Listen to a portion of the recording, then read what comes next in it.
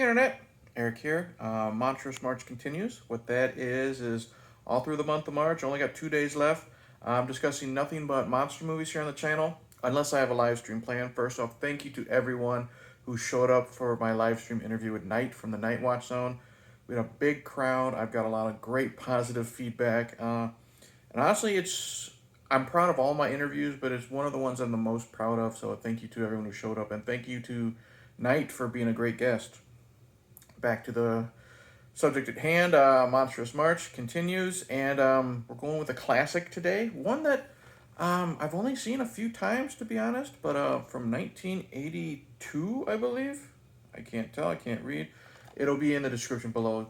We're talking Basket Case. Now, if you're new to my channel, welcome. I discuss plot, spoilers, specific scenes, what have you. Basic plot of Basket Case is we are following a man named Duane, and he is in New York City carrying around a wicker basket. And you find out inside that basket is his deformed twin brother. They were conjoined twins, and they were separated when they were in adolescence, and now they're going through because of how Belial looks. Belial is the brother in the basket. They're now going around and killing the people responsible for their separation. That's pretty simple. All right.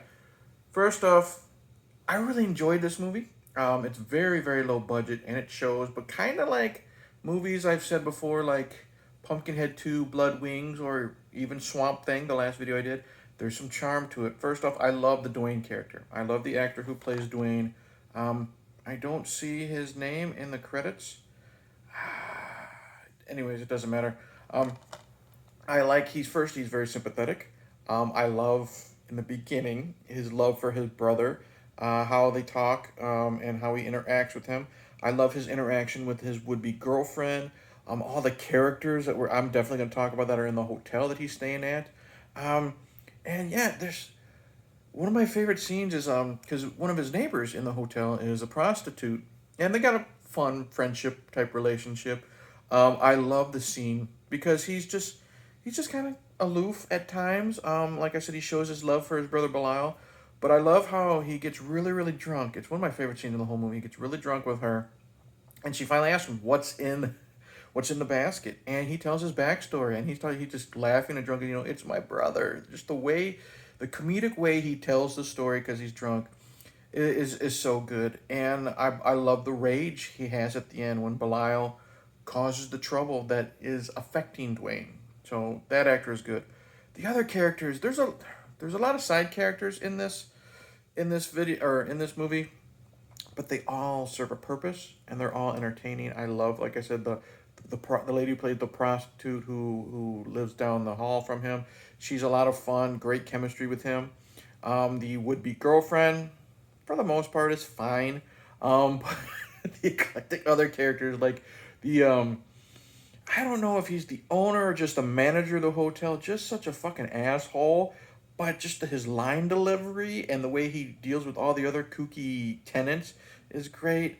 Um, the drunken old man is fun. Lots of fun characters. So you're never bored. When these people are on screen, you're always watching to see what they're up to. The gore in this. You know what? I don't know if this was a video nasty or not, but it's not that bad. How would I say this? Not that bad. I was expecting more from this, from the reputation of this movie, but we do get a lot of blood splatter. We get some off-screen deaths or off-screen violence, and we get some blood splatter, and then it cuts to bloody faces. There's one character that is attacked, and Belial likes to strangle people. And I'll get to what Belial looks like in a second. Belial likes to strangle people, and they fight, and then it cuts to something, and then we see bloody faces. But the blood on the faces looks good. We do have a really cool death when they finally get to the doctor, the main doctor that's behind the separation. Belial's fighting her in her office, and she opens up a drawer full of scalpels because she wants to stab Belial because Belial's like on her back. And she drops it, and then Belial pushes her face into the drawer full of scalpels, and then her face comes up, and they're just all impaled. She looks like fucking Pinhead with blood running down her face. Looks really good. So I was expecting more the first time I saw it, but for a very very thin, super thin shoestring budget, they do well. Belial. He's an interesting creation. He looks like Quado from, how do I say, like if you took Quado from Total Recall and mixed him with like a chewed up piece of bubble gum and a testicle, that's what he looks like. He's super super cheap looking. Lots of times I mean, it's just a puppet. You can tell it's a puppet. Lots of times it's just basically him popping out of the basket, roaring, and then going back down. But he's got an interesting look. I think the cheapness is what is charming about it. It's also kind of a hindrance, the cheapness, because when he does a lot of the strangling, uh, you can tell it's rubber gloves, with the fingernails and stuff like that. It's rubber gloves. Sometimes the rubber gloves don't go all the way around the person's throat, so that looks bad. But Belial is fun. One of my favorite scenes is because they use stop motion as well, and you youngins might not know what stop motion is. Uh, Pre CGI stuff. There's a scene where, because I guess Belial and Duane, because like they say, a lot of twins have, you know, I don't know if it's a psychic link or something like that. Anyways, um, Belial's getting jealous of Duane because Duane's finding a girl. And there's a scene where Duane is out on a picnic or just out on a date, and Belial's getting angry. He pops out of his wicker basket, and in a great, wonderful, charming stop motion scene, he skitters around the floor. He's throwing shit against the wall. He's climbing up the dresser and throwing the drawers around. It's great. The people downstairs think someone's being attacked. They go up there, and of course, there's nothing. And it's a lot of fun. And like I said, I just love the way his stop motion looks. Now, like I said, at times Belial looks pretty shitty. He has one effect. He opens his mouth, and then his eyes can sometimes glow. Big deal, but I love it. I love Belial. Um, anything I don't, well, how do I say this? Anything I don't like I'm praising the low budget, but it is like a hindrance at times because the gloves look stupid. Um, there is a scene, I think, like the very end, there is a scene where Belial tries to force himself on the prostitute. That is unnecessary, but again, I mean, she gets away, she's safe, she survives the movie, and I get it's Belial's jealous of of Duane. He's able to actually, go out, meet ladies, have sex, and everything, and Belial's stuck in the fucking wicker basket eating hot dogs and hamburgers that Duane has to get for him. But just him getting creepy on the prostitute, and then after she runs away, Belial has stolen a pair of her underwear. We don't need that. Um, there's a scene where I don't know if he hypnotizes Duane or what, or it's a weird dream sequence where Duane is running butt ass naked down the streets of New York City, and he ends up like we see Duane's hands following the girlfriend while she's sleeping.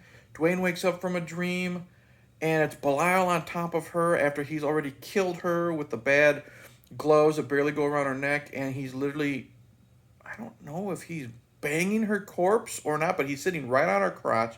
She's basically nude. And then Duane goes psycho, of course, puts him in the basket and wrestles the basket all the way home. Didn't need that. Um, the ending, as much as I love this film and having fun, the ending is kind of anticlimactic. Um, Belial has just killed the girlfriend, and uh, Duane is struggling with the basket. They run upstairs. They have their little fight, and all the people downstairs run in to see what the ruckus is. And it's Duane fighting Belial.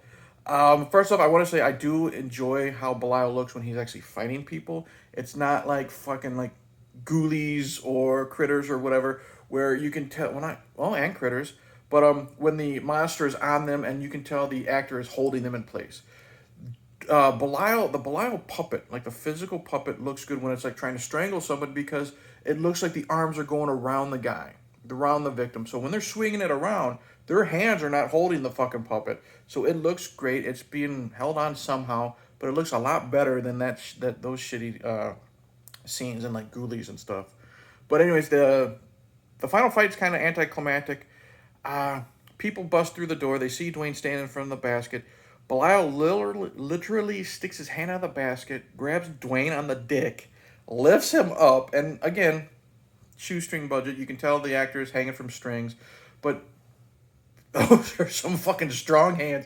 He's literally lifting Duane up by his dick. Then they both fall out the window, and they're hanging on like the sign, like the welcome sign or whatever from the hotel. And it's Belial hanging on one hand, and the other hand is strangling Duane. They fall, splat, the end. But you know what? There's just, like I said, there's something about this movie that's charming. The goofiness of the flashback scene when we get to see young Duane and Belial. The parents are upset and they set up, this separation, I guess you would say. And even some of the doctors are like, no, let's not do it. And the dad's just like, fucking do it type of thing. We get a cool, interesting shot of young Duane standing up. He turns around. There's Belial just, hanging out on his side. They literally lift the kid up and they force him down on the operating table. He's fighting, the Belial puppet, who looks even worse. He's gone, like, we've already seen adult Belial, and like I said, Quado, chewed up bubblegum testicle type of thing. And here he looks like a deflated jellyfish. But again, it's charming, and Belial's freaking out. The puppet is going insane until they knock him out with drugs.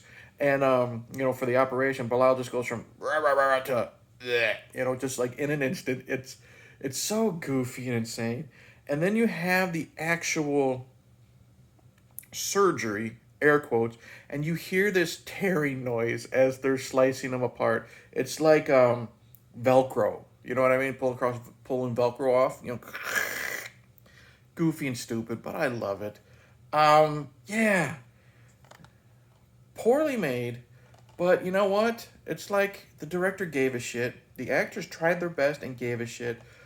Belial looks goofy as hell, but I really, really dig Basket Case. It's a lot of fun. It's a product of its time. New York feels dirty and grimy and nasty. It feels like it's part of the movie. The side characters are a lot of fun. I like Duane. Belial is crazy. I do love the scene where I think it's the police come in and they're looking for Belial for some reason. They're looking. They know that Duane's involved somehow. They open up the wicker basket. The wicker basket is empty, and then Belial's hiding in the toilet. You know what I mean? Like a fucking ghoulie. But yeah, lots of fun. Goofy, nasty, charming, low budget. It's a perfect mixture of all that. Directed by the guy who did Frankenhooker, which I will be discussing in December for Undead December. Yeah, don't expect fucking Citizen Kane, even when it comes to fucking low budget horror from the 80s, but it's a classic for a reason, so I highly recommend Basket Case. So that's it. Thank you for watching. Like and subscribe. Comment below. Have you seen it? You love it? Hate it? Don't give a shit. Again, thank you to everyone that showed up for my interview at night. And thank you tonight again. One more day of... brain fart. One more day of Monstrous March. Coffee hasn't hit yet. I won't be able to get to Godzilla, like I said, but I moved that to Jurassic July. It's close enough to a fucking dinosaur. Get over it. Sadly, I won't get to the Critters: A New Binge TV series or web series, whatever it's called. It is what it is, because I want to definitely end, because that could be a big pile of shit, and I don't want to end this month, especially after for those fucking Ghoulies movies and shit like that, and American Werewolf in Paris. I don't want to end it on a sour note. I want to end it on a good note, so I'm doing a movie and discussing a movie that, spoilers, I really, really enjoy and I think is underrated. Tomorrow I'll have a video up on The Fly 2. And then we're jumping into Animated April. It's going to be a lot of fun. There's going to be some first-time watches. There's going to be a lot of fun of movies that I've already seen. My daughter's going to help me, and some. My wife's going to be forced to do a Please Don't Make Me Watch, a movie, and it's going to be a movie I've never seen before. Evil Tunes. Heard it's bad, but it is what it is. Barb loves my rants if it's crap. So that's it. Rambling enough. I think the coffee's finally hitting. I'm off to have a good lunch. Hopefully the weather is nice for you guys. It's finally nice for us. Enjoy the rest of your weekend. Cheers.